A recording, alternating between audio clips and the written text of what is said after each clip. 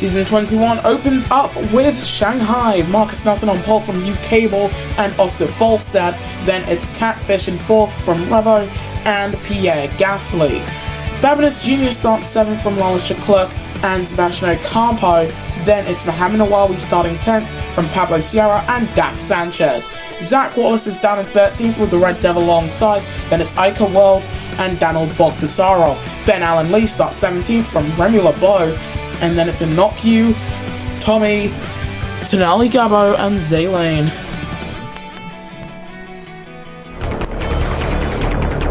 Well then, we've got a 14-race sprint in the final season of the current regulations package. Marcus Nelson on pole from UK Ball, all 5 lights go on.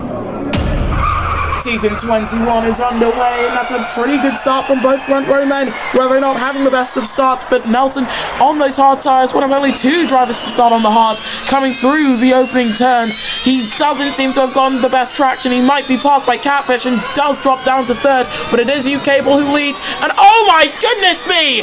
What a wreck for Daniel Bogdasarov! And on the opening lap, at the opening turn,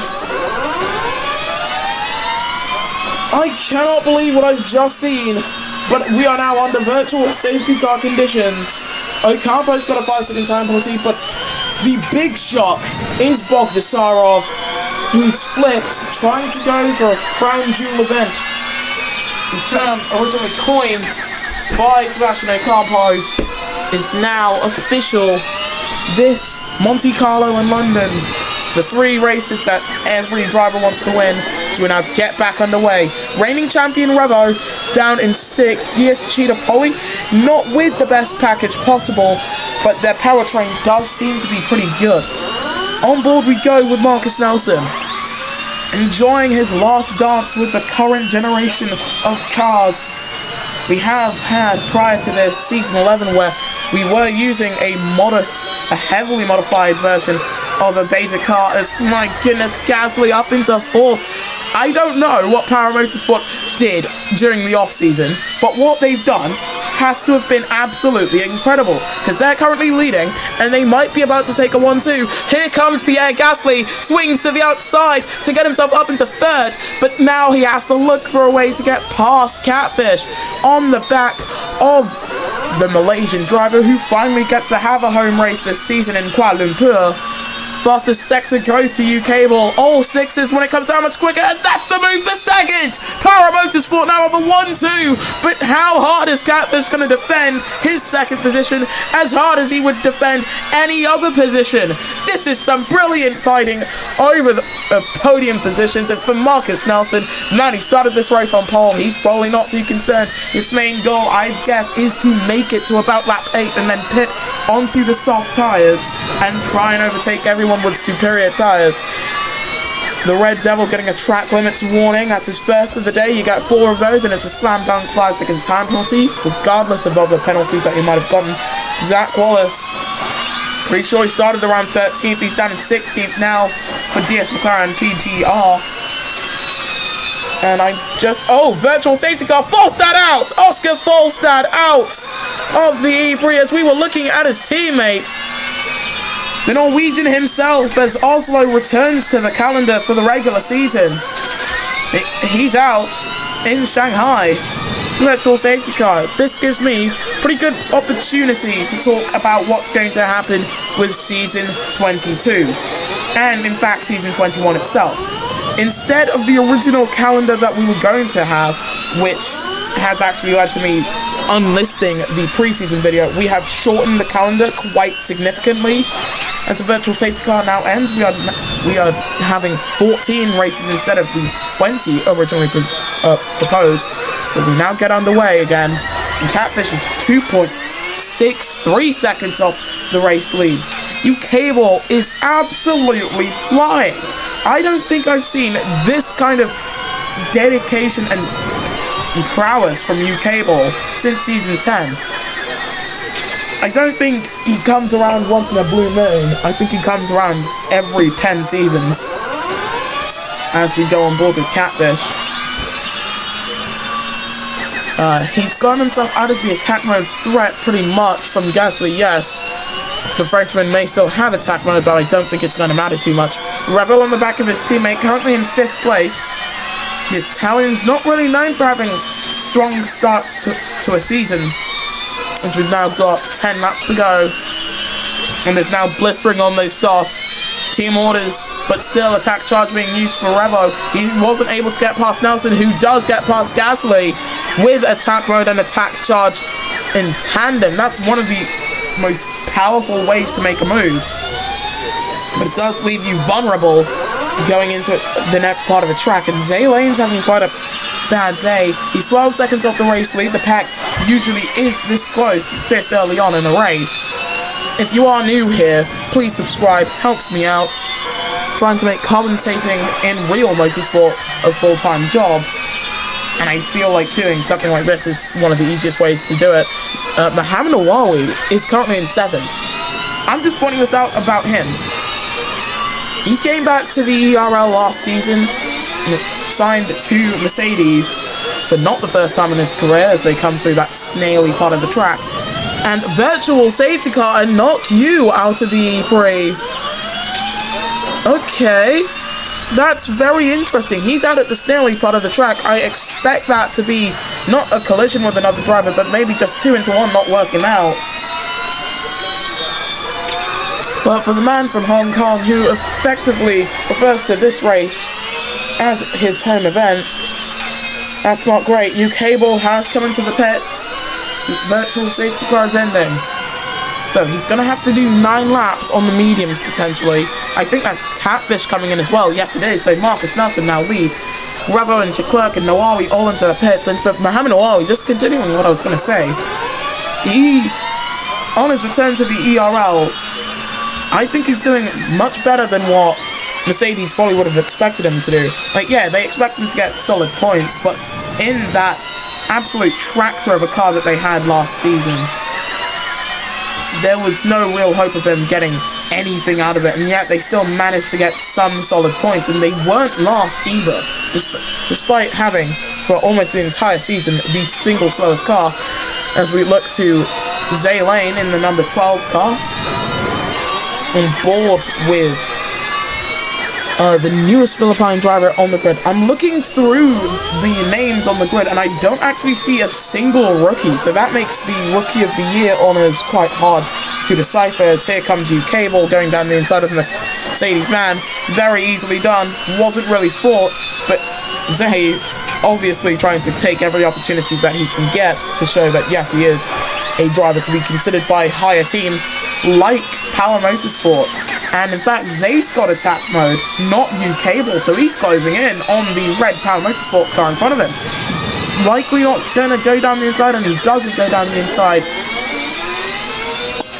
But the renders for the Generation 2 ERL car just seem to be absolutely astonishing from what we can tell. Sanchez comes in for medium tyres, and our partnership with Michelin will continue throughout Season 22. 8 laps to go, and it is Marcus Nelson still leading the way. For this race, I'm pretty sure if Nelson doesn't win it on strategy, it's going to go to UK Ball just on pure pace alone, because that Brit is absolutely storming the field. Like the Brits fighting off the Germans in Blitzkrieg. Except now UK Ball's not even fighting against Germans, he's fighting against the Danish man. So I guess it's closer to the Battle of Fulford Gate, if you guys are doing history, or have done history. It's been Alan Lee in 17th fighting Tommy, who has a point to prove after last season. He made it into the chase, but ended the chase in 11th and last position. And it's Ben on the back of Tommy, trying to find a way to get past the Venturi man in front of him. Don't think he's going to be able to do so as they head down the back straight. Nelson begins half race distance, lap 7 of 14. Babinis Jr. comes in, so 7 laps is what the mediums can do. Considering that UK Ball, the man who's just set the fastest lap, came in on lap 4, and Catfish came in on the same lap and he's on softs. I think they've both contracted themselves to a two-stop strategy. So they need to get themselves onto the back of Marcus Nelson as quickly as possible if they are to win this race. And UK Ball getting himself past Pablo Sierra, probably a very good start to do that. Revo came in on the same lap as UK Ball, so he's definitely going to have to do a two-stop as well. Gabo's medium tyres are absolutely shot, though. Fastest first sector going to Daf Sanchez in 11th position on the back of Revo. We're going to take a look at that fight. Shoot, what the heck? Felt like I sneezed everything I had there. But Revo, it's not really having to defend too hard from Sanchez. I think down at DS Tachida, they are certainly playing the long game as he gets a track limits warning. I'm not too sure if DS Tachida are even going for the championship this season. Maybe they're trying to just put everything that they've got into season 22. As here comes Catfish, contact and a 5-second time penalty. For the Malaysian driver, a time penalty at this point in the race could be everything when it comes to the podium. Lap 8 of 14 we go. Sierra comes in. Nelson has trucked it out on those hard tires for as long as he could, but emulating lap number 1, UK Ball takes the lead of the Shanghai Prix ahead of Marcus Nelson, who's... Wow, those hard tires are absolutely gone. There's no real beating around the bush. They are gone. There is no way that they have enough grip in them to last the entire race. He's gonna have to pit at the end of this lap. Mohamed Nawawi just pointing this out again. I just think this is just how Malaysian drivers do stuff. They just extract more pace out of the car than was actually possible. Which is wild and insane to think about, though.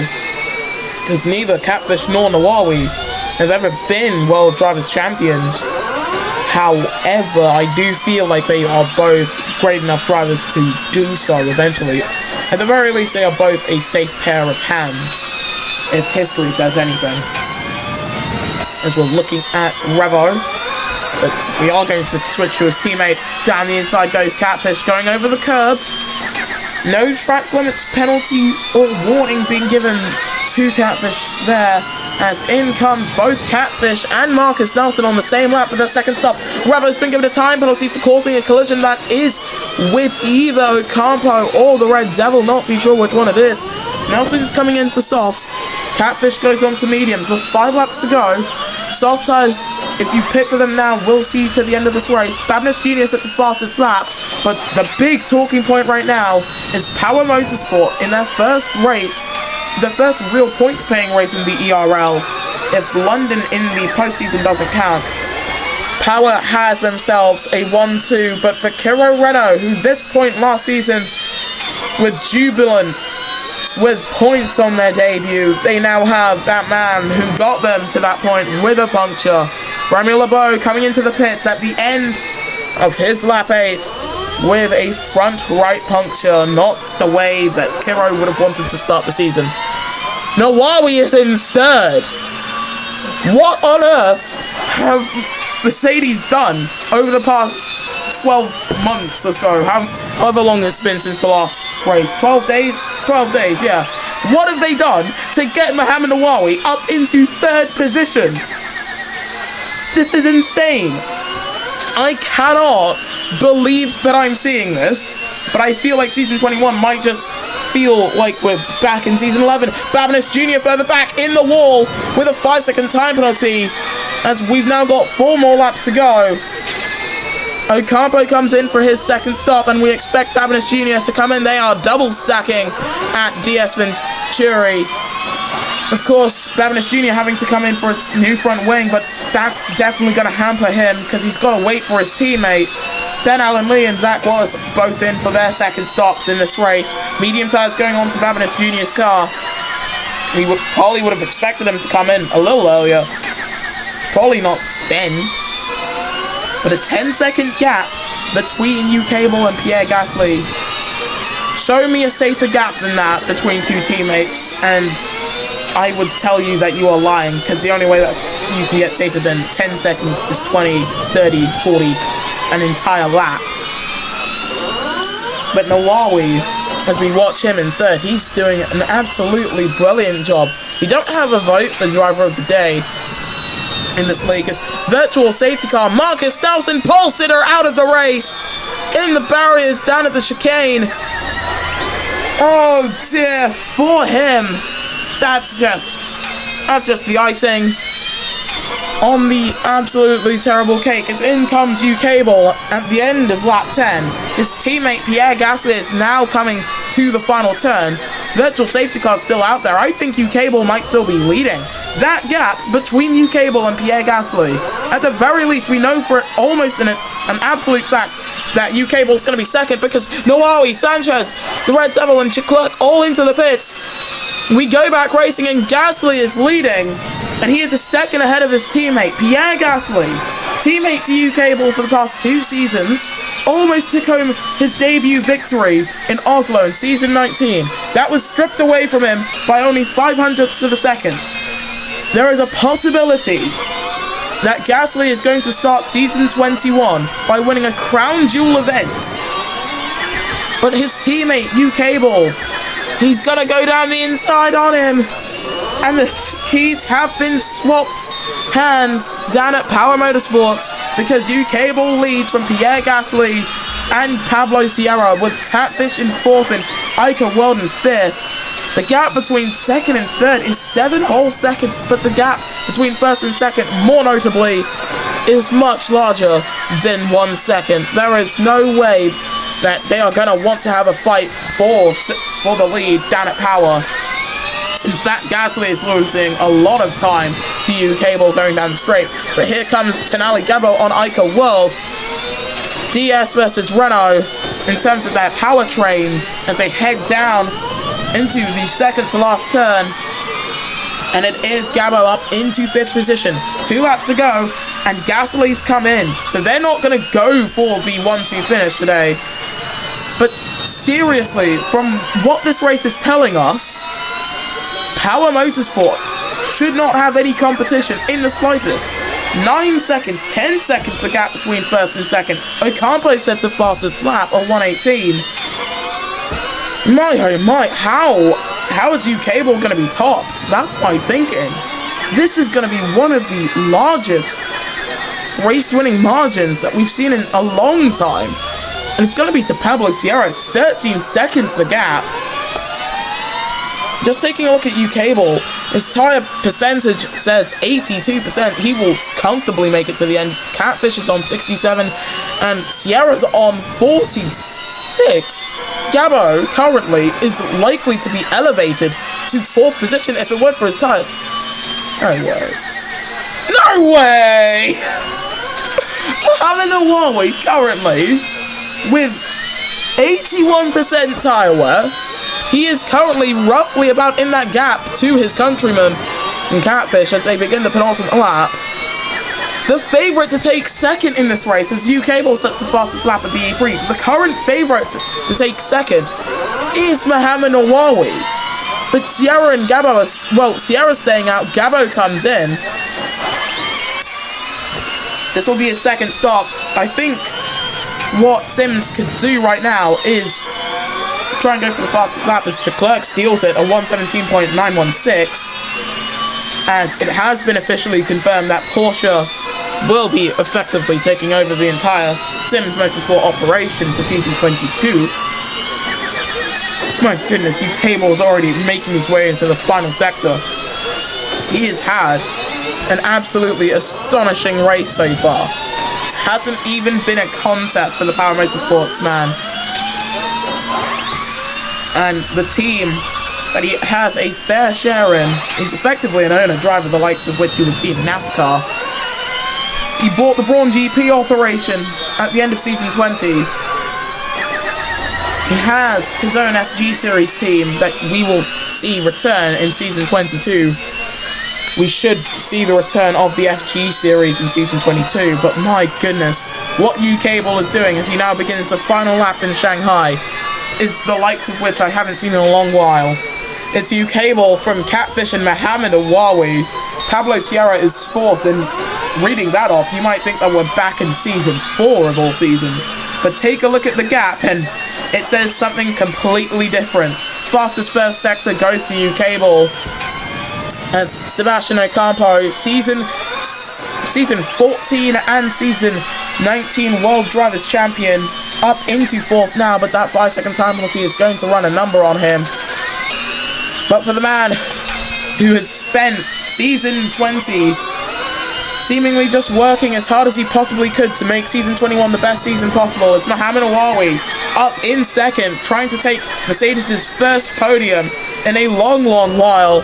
It's going to be U-Cable's first regular season victory in a long while. It's his first regular season victory since season 19. He heads down to the penultimate turn. It's going to be a crown jewel race victory. It's going to be the first win of the season as Leclerc gets a 5-second time penalty. He's going to win by over 20 seconds. U-Cable takes home the Shanghai Prix, and it's a long gap behind. A 1:16 lap time for the fastest lap. How about that? But how about this then? In his 2nd season back in the ERL, Mohamed Awawi rounds the final turn to take home 2nd place in Mercedes EQ's first podium of the season. It should be Catfish. There's quite a ways back. Pierre Gasly in 7th with the fastest lap of the E-Prix, a 1:16.4 dead. Revo came across the line in 10th, but I do believe that this man, Zach Wallace, might be able to salvage a points paying position there. Gabo in 14th with a new fastest lap of the day, as we now watch Zay Lane and Remy LeBeau come across the line to finish the Shanghai E-Prix. But how about that? 18 seconds, the race win margin.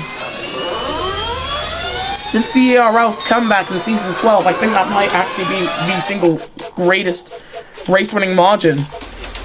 But this is the podium then. U-Cable takes home victory in Shanghai from Mohamed Awawi and Daf Sanchez. What a podium to see. You've got 3 different powertrain manufacturers in Renault, Mercedes, and DS Automobiles on all 3 steps of the podium. Then it's Pierre Gasly, the Red Devil, Pablo Sierra, Catfish, and Sebastian Ocampo, the top 8 from Lawless Leclerc and Revo, your point scorers. Your non-scorers were Zach Wallace, Tommy Iker, World Tenali, Gabo, Ben Allen Lee, Babnish Jr., Zay Lane, and Remy LeBeau, with your non-finishers being Marcus Nelson, Anok Q, Oscar Falstad, Daniel Bogdasarov. Now, the championship driver standings, basically the same as the finishing order. So, in the constructor standings, heading into the next round of the season in Marina Bay, it's Power Renault, who are currently on top from DS Andretti, and then Mercedes EQ. Then it's Kiro Renault, with Renault Edams, Sims Motorsport DS, Trackhouse Renault, and DS Techeetah, with McLaren, Nissan, and Venturi yet to score any points. We'll see you guys next time then when the ERL Formula E Series returns.